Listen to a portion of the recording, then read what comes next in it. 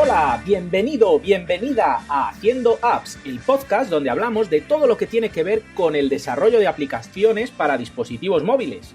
Un podcast en el que te hablo de las miserias, las grandezas, las alegrías y las decepciones de todo el ecosistema de la creación de apps. Yo soy Sergio Becerril, creador de la escuela de formación CF Apps, de la plataforma Campus iOS Online y autor del libro Swift Crear Apps para iPhone e iPad. Este es el episodio número 14 y está siendo grabado el día 15 de enero de 2019. A mitad de mes ya, mitad de mes de enero, ya hemos comenzado el año con mucha fuerza, ya mitad de enero, ya se nos va enero, ya empezamos febrero, ya luego marzo y vamos, cómo pasa el tiempo, sobre todo cuando cumples cierta edad, ¿no? No es que sea muy mayor, tengo 39, ya estoy ahí rozando los 40. Uy, los 40, madre mía. Pero bueno, que el tiempo pasa volando.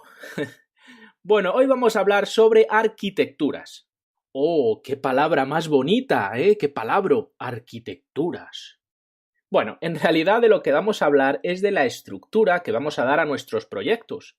¿De acuerdo? Verás, hay diferentes arquitecturas cuando hablamos de desarrollar software. En concreto, en movilidad, existen las siguientes. No son las únicas, ojo, pero sí son las más usadas. Y estamos hablando siempre de movilidad, porque en otros entornos, como pueda ser web o DevOps o cualquier otra tecnología, pues tiene sus propios patrones de arquitectura.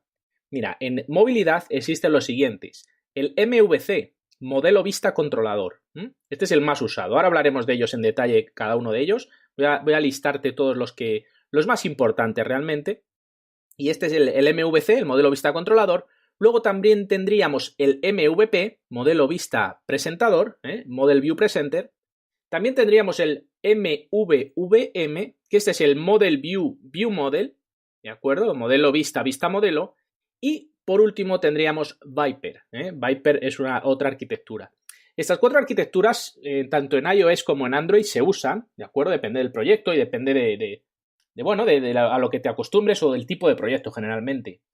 Para proyectos sencillitos, pues puedes usar un MVC o un MVP, ¿de acuerdo? Modelo vista controlador o modelo vista presentador, una cosa sencilla. Y para proyectos un poco más complejos a nivel de que tengas vistas o que tú tengas la previsión de que ese proyecto puede crecer en demasía, y por ejemplo, un banco tiene una aplicación, eso es un monstruo, ¿no? Es un monstruo tanto a nivel de capas como de objetos, como de datos, como de llamadas a un servidor. En fin, una aplicación de un banco, pues evidentemente ahí tendría que usar una arquitectura un poco más compleja que modelo vista controlador, como puede ser Viper, ¿de acuerdo? O Model View View Model. Bueno, yo me decantaría por Viper. Y eso es lo que están haciendo los bancos realmente y sobre todo empresas que tienen una aplicación muy potente, con un backend detrás importante y sobre todo con una lógica tanto a nivel de servidor como a nivel de cliente el cliente me refiero a la aplicación, bastante fuerte, ¿no? Se está usando Viper.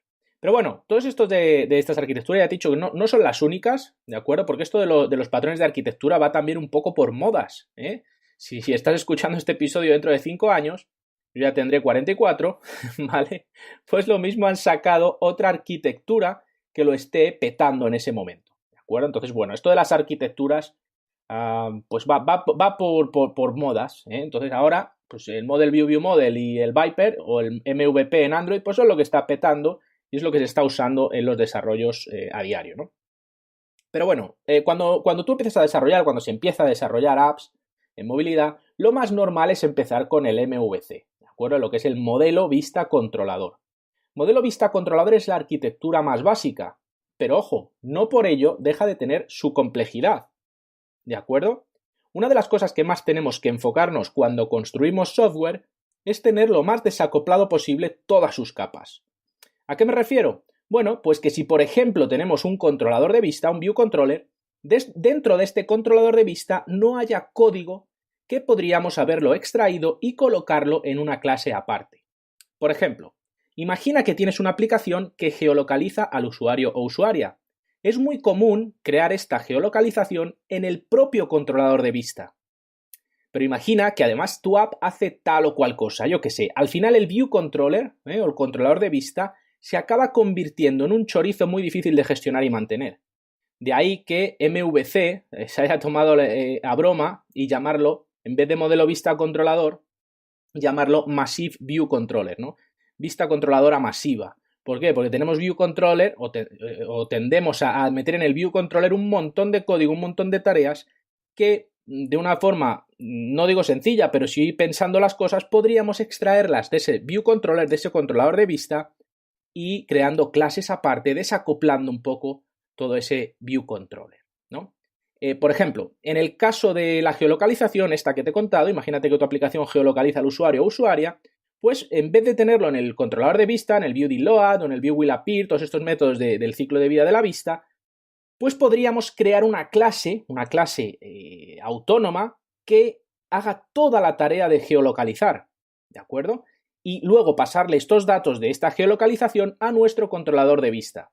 De esta forma estaríamos aplicando correctamente el patrón modelo vista controlador, porque por un lado tendríamos lo que sería el propio controlador, que lo que hace es gestionar los datos y actualizar la vista, y por otro lado tendríamos este objeto que geolocalizaría. Si queremos, podríamos tener un modelo que parseara, serializara esos datos de esa geolocalización, que luego le íbamos a pasar al controlador, que finalmente este controlador mostraría los datos en la vista. Aplicar el patrón modelo vista controlador, aunque pueda parecerlo, no es del todo sencillo, ¿eh? En parte tiene la culpa Apple por esos ejemplos que nos pone y tal, ¿no? Pero bueno, quiero decir, todo es mejorable y sí es verdad que hay proyectos, he visto proyectos con MVC súper bien construidos, con muy desacoplados, ¿de acuerdo? Muy desacoplados, y he visto MVC que con view controllers de 2000 y 3000 líneas, ¿no? Entonces, bueno, pues ahí está esa tarea, ¿no? De separar, de desacoplar todos los elementos y tener en el view controller lo estrictamente necesario que tenga que ver con las tareas propias de un controlador de vista y su ciclo de vida, ¿no? El ciclo de vida de la vista. Bueno, por otra parte, tenemos otras arquitecturas como son MVP o MVVM. MVP, Model View Presenter, o Model View View Model. ¿De acuerdo? Estas arquitecturas están más orientadas, quizá más la última, a una programación reactiva, programación funcional incluso, donde, por ejemplo, el Model View View Model necesitaríamos de mecanismos externos, ya sea frameworks, ¿de acuerdo?, para comunicar entre sí a los diferentes actores. Por ejemplo, en el caso de iOS, lo que solemos usar, lo que se suele usar para aplicar MVVM son frameworks como RX Swift o Reactive Cocoa, ¿de acuerdo?, para aplicar aquí una programación reactiva, ¿vale? La arquitectura MVP, modelo vista presentador, Model View Presenter, aunque existe en ambas plataformas, en iOS y en Android, es más usada en Android. ¿De acuerdo? Model View Presenter es la evolución del Model View Controller, pero en este caso, en la arquitectura MVP, la vista está más desacoplada del modelo. Es decir, la vista no sabe de la existencia del modelo y viceversa.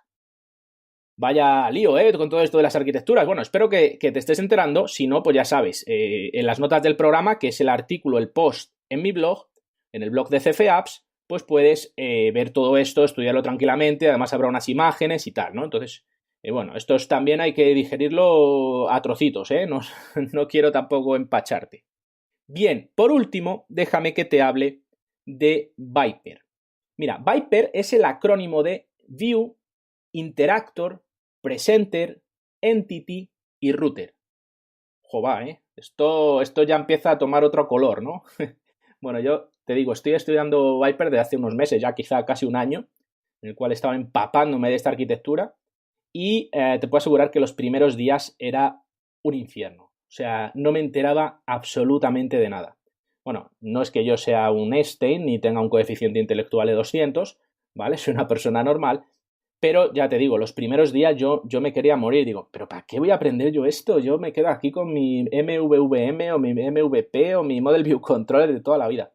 Bueno, me volví loco, ¿Por qué? Porque, bueno, ya os contaré un poco más adelante que no hay mucha literatura al respecto, ¿de acuerdo? De este patrón de arquitectura. Y aparte, pues cada uno lo aplica como le viene en gana, ¿no? Pero bueno, vamos a ir despacito, Viper, acrónimo de vista, Interactor, presentador, entidad y router. Vamos a ir viendo qué hace cada uno de estos actores, cada uno de estos 5 actores, ¿de acuerdo? Por ejemplo, la vista, ¿no? Pues mira, la vista en Viper es el View Controller, ¿de acuerdo? El View Controller de toda la vida que tienes ahí en Xcode, pues ahí está. Esta es la vista en Viper. Es un view controller, como digo, que contiene subvistas bien creadas por código o bien con archivos .xyb, aunque también puedes usar un storyboard, y tiene dos responsabilidades, ¿de acuerdo? La vista aquí, el view controller, tiene dos responsabilidades. Mostrar los datos que recibe del presenter, del presentador, y recoger los eventos del usuario o usuaria para pasárselos al presentador. ¿De acuerdo? En esta capa, en la vista, se pueden añadir, por ejemplo, los target action, crear esas conexiones con el archivo XIB o el storyboard, y también puedes añadir los gestos, ¿no? Los gestos a esas vistas. Vista, ¿vale? Por otra parte tenemos el interactor. El interactor es el que obtiene los datos, por ejemplo, de una capa de conexión o los datos de la base de datos en local, ¿de acuerdo? Crea los objetos con las entidades y se las proporciona al presenter. Ojo, esta clase, interactor, no debería ni siquiera importar UIKit, ¿de acuerdo? Porque no vamos a hacer nada con las vistas, no vamos a hacer absolutamente nada. Con Foundation debería ser suficiente y la única lógica que debe de tener es la necesaria para obtener los datos y formar las entidades que pasará al presente, ¿vale? Entonces esto, bueno, pues esta es, por así decirlo, la clase que va a llevar la lógica de tu aplicación, ¿de acuerdo? Esta lógica que pues va a gestionarla a través de una capa de conexión, va a hacer las llamadas API REST a los servicios, va a gestionar con las entidades, con los modelos de datos, los va a construir y se las va a pasar al presentador, ¿de acuerdo? Bien, vamos con el presenter, porque el presenter yo diría que es la parte más importante de la arquitectura Viper. El presenter yo diría que es el más importante componente y contiene toda la lógica de negocio y los casos de uso, ¿de acuerdo? Recibe la interacción del usuario o usuaria y gestiona esta interacción comunicándose con el interactor, ¿de acuerdo? También recibe del interactor los datos, ¿vale? Y aplica la lógica y prepara el contenido para pasárselo a la vista, ¿de acuerdo? Te estás enterando, ¿no? O sea, por un lado tenemos la vista, por otro tenemos el interactor, que es el que gestiona las llamadas a los servicios y las llamadas a las bases de datos en local, y por otro lado tenemos el presenter, ¿de acuerdo? La vista se comunica con el presenter. Si un usuario o usuaria pulsa un botón, la vista se lo comunica al presenter, el presenter decide qué hacer, o bien usa el interactor o bien le devuelve algo a la vista y actualiza esta vista, ¿no? Vale. Nos quedan dos actores, que es la entidad, entity, que es el modelo, ¿de acuerdo? Son entidades, es el modelo, una clase con sus propiedades, una estructura, una enumeración, lo que viene siendo un modelo de datos. Y por último tenemos el router, ¿de acuerdo? En esta arquitectura Viper. El router es el encargado de la navegación y de gestionar los datos entre las vistas. El router, por supuesto, tiene que conocer a la vista, al view controller, y también va a implementar otras propiedades de otro router, ¿de acuerdo? O sea, que conoce a su vista y a las otras vistas, porque es, por así decirlo, el enganche entre diferentes controladores, ¿de acuerdo? Es el enganche entre diferentes módulos de Viper.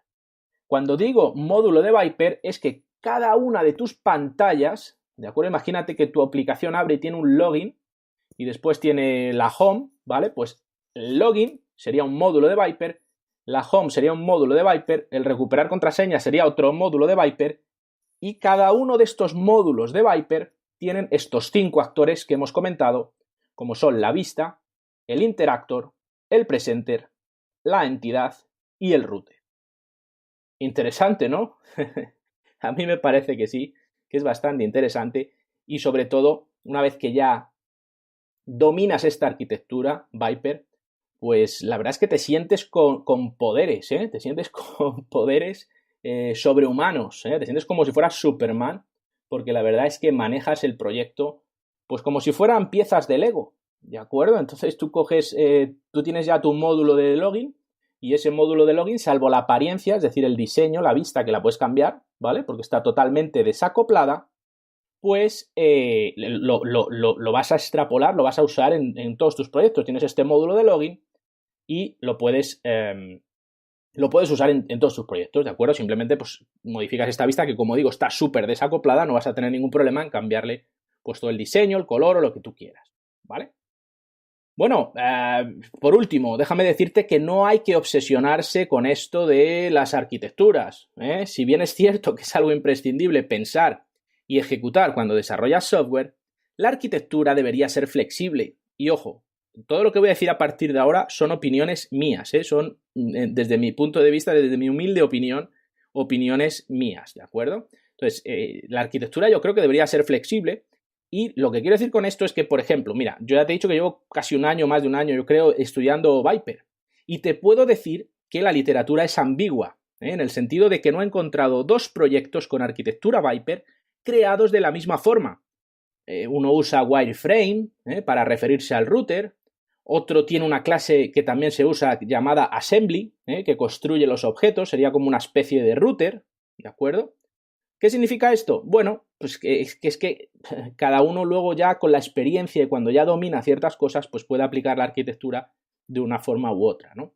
Entonces, cuando uno empieza con esto de los patrones de arquitectura, se cree que esto está grabado en mármol, esta arquitectura, ¡bum! ¡Pam! Es así, está grabado en piedra, que debes seguirlo y hacerlo exactamente como te cuentan, ¿no? Pero bueno, luego, cuando lo dominas, como digo, la experiencia te dice que no es necesario, porque cada proyecto además es un mundo, y no pasa nada por no seguir al 100% ciertos diseños de ese patrón de arquitectura en cuestión. ¿De acuerdo? Entonces, bueno, esto es, como digo, mi humilde opinión. Pues nada más, espero que te haya gustado este episodio, quizá un poco, bueno, quizá no, seguro un poco más técnico que los anteriores, y si te ha gustado, pues bueno, por favor, déjame 5 estrellas en iTunes. De esta forma, como siempre digo, alimentas mi alma y puedo seguir aquí grabando este podcast y haciendo esto que tanto me gusta y compartiendo pues este contenido formativo y también en otros casos de entretenimiento a través de este podcast, pues con la mejor ilusión. Pues nada más, por mi parte es todo. Nos vemos en la próxima clase. ¡Hasta luego!